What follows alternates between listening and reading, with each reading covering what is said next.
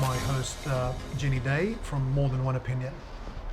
Welcome to another episode. We have a very special guest with us today, our first guest on our show. Welcome, Andrew. Welcome. Thank you so much for your time Thank and you, joining Barry. us today.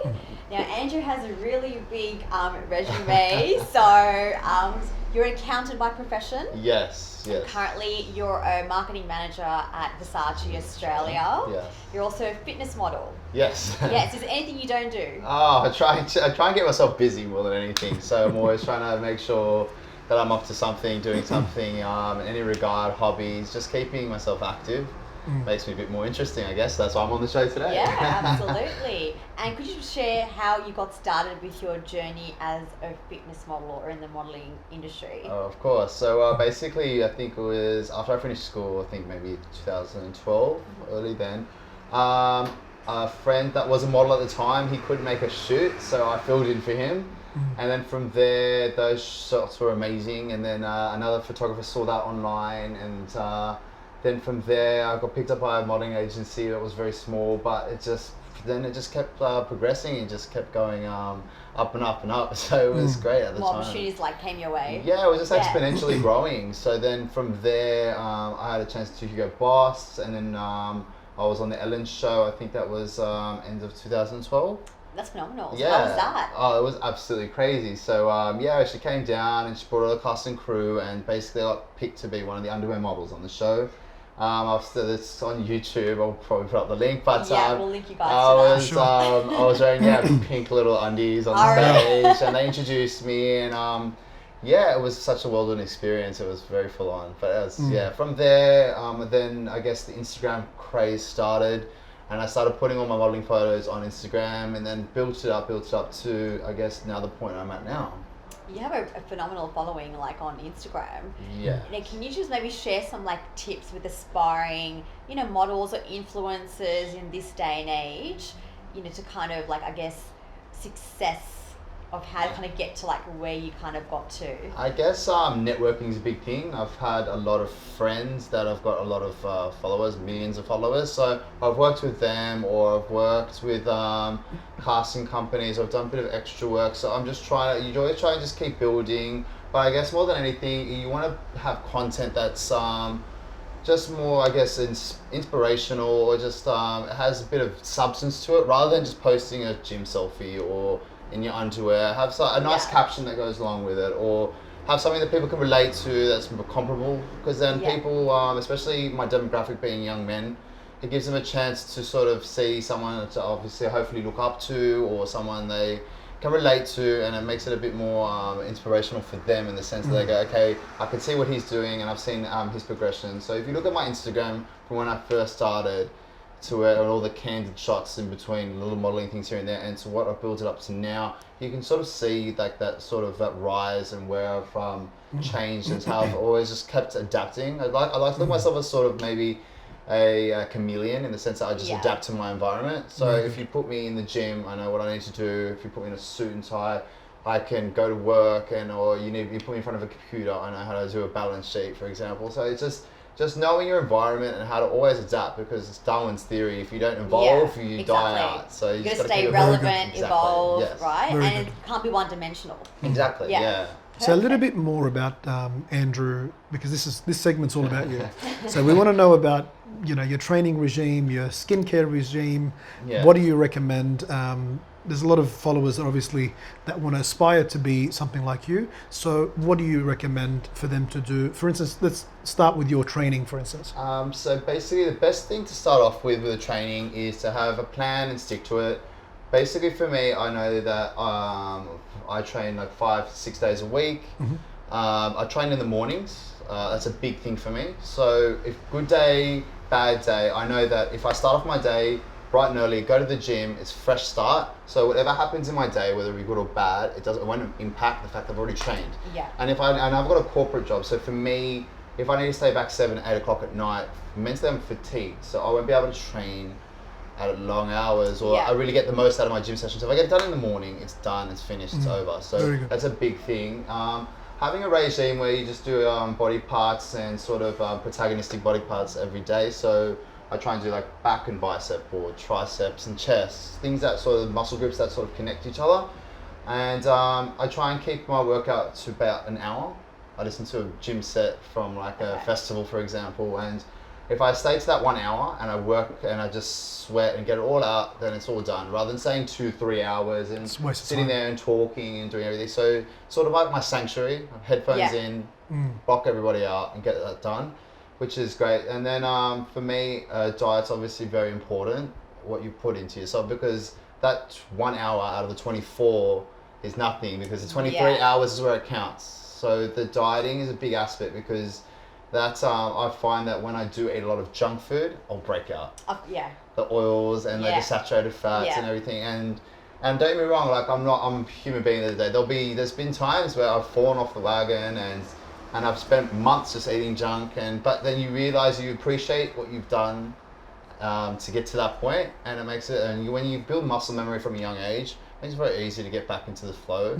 But having a regime as a young man, and for any young man watching, that is very important to sort of just know every day what you need to do to get it done, and having a routine. I think I was instilled for me from boarding school.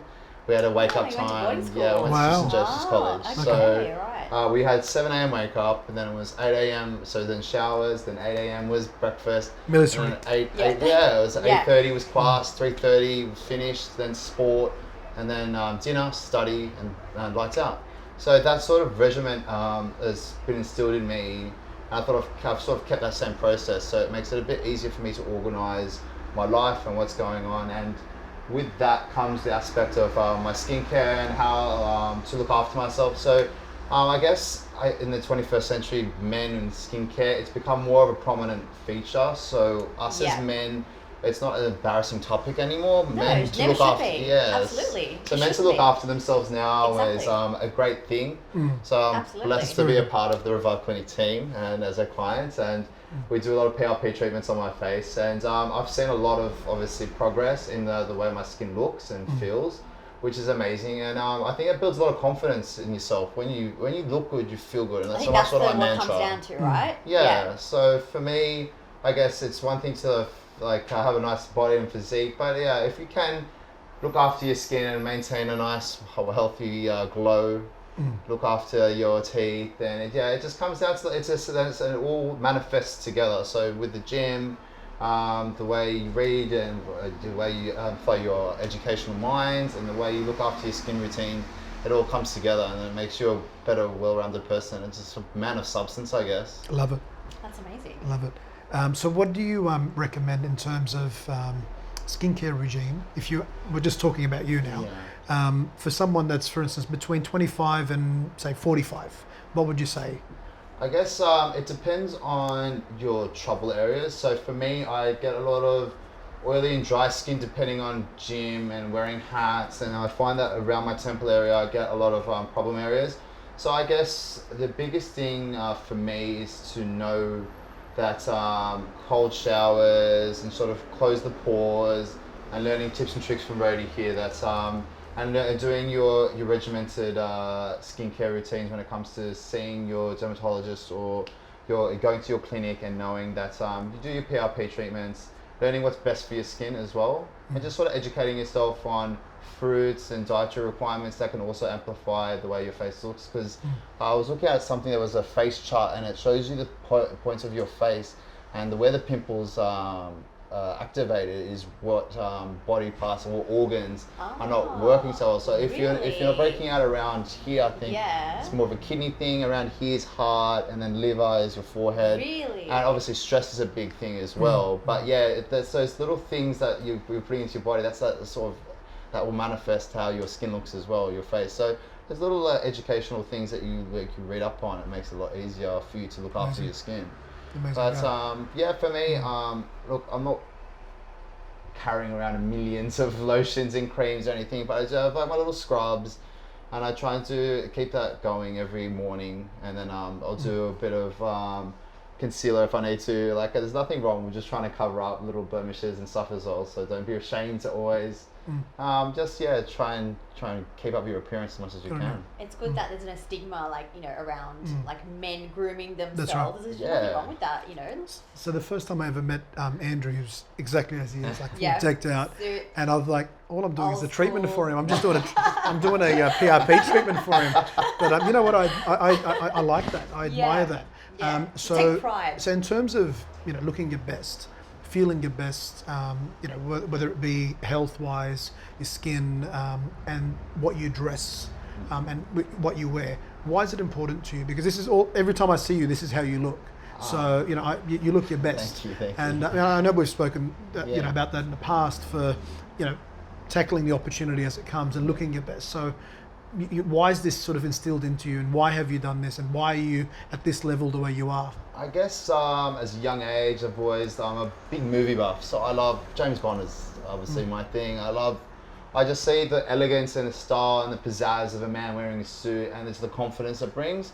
But then, like I said, like I do a lot of streetwear, so you can still wear a pair of jeans and sneakers, high tops, or a nice t-shirt, and still promote confidence. I think just for me itself, it's just I never know who I'm going to run into. I never know what opportunity presents itself, and I think you're more of a person that's going to be, I guess, attractive or seen as someone approachable if you are wearing or looking your best. And it comes even down to, like, it's just the senses, the way you look, the way you smell, very nice cologne.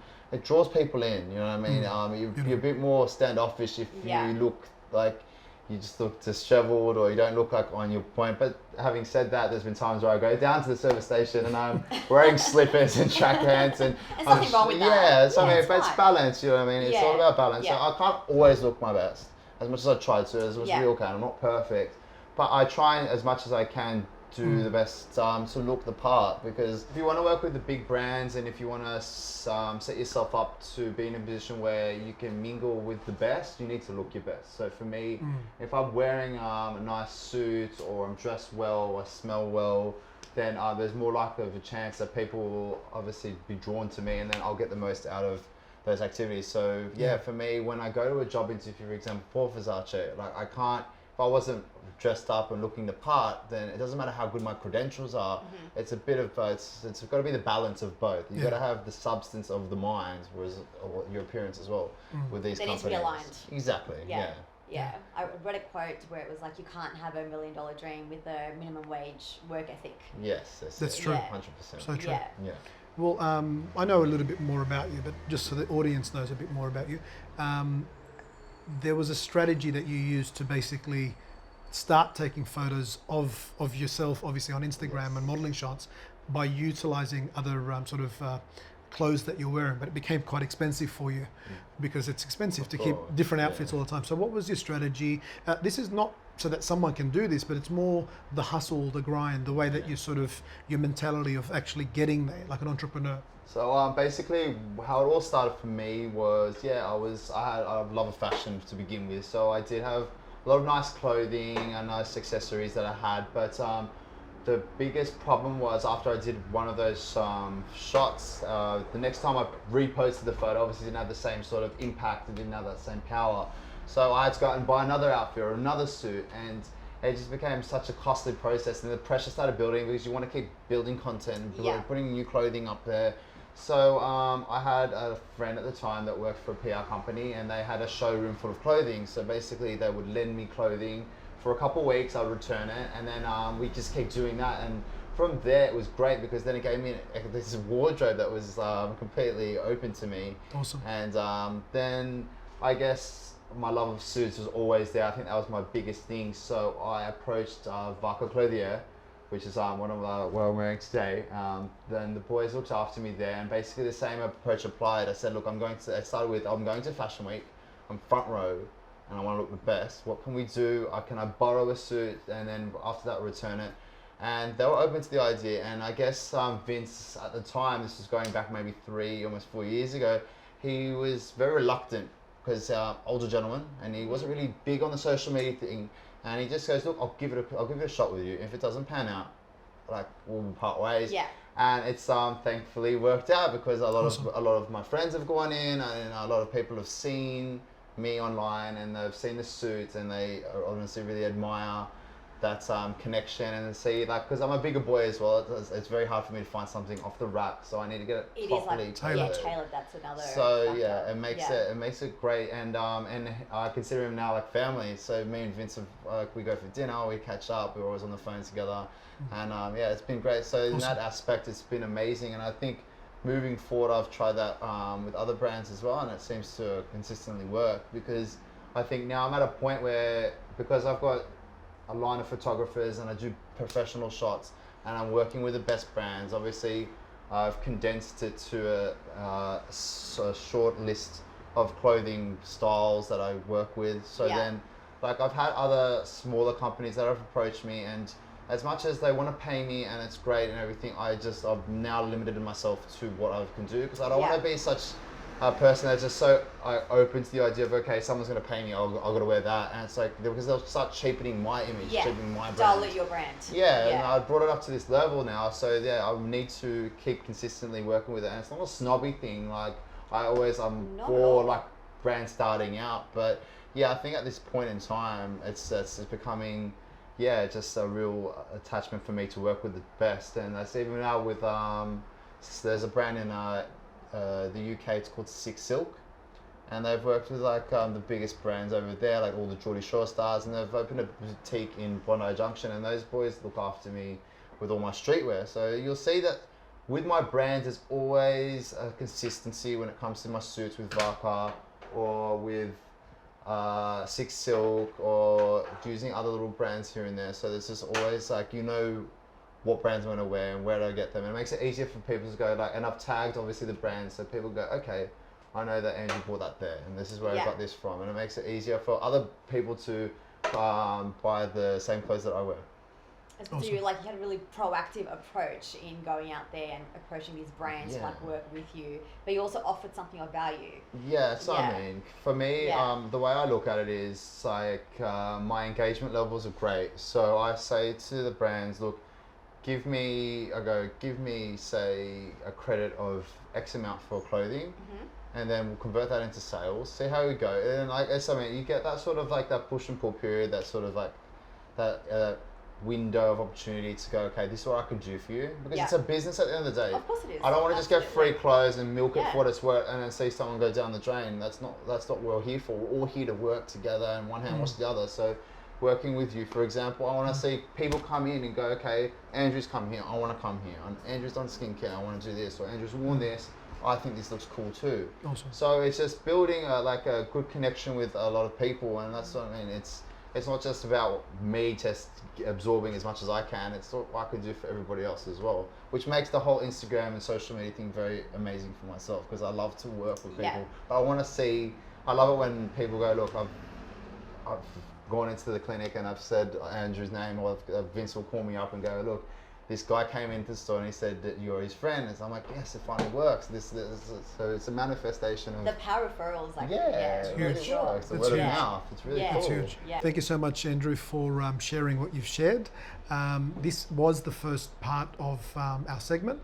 We're going to do another part 2. We're going to go into a little bit more detail of the current situation that and the success that Andrew's really accumulated over the years. This will also be touching on the current show that you start on. Is it First Dates Australia? Okay, which has been very funny, controversial, but at least we'll get a bit of a spin and Andrew's version. Okay, thank you. And also, guys, if you're interested in Versace homeware, hit up Andrew's, the Instagram handle below. He'll definitely look after you.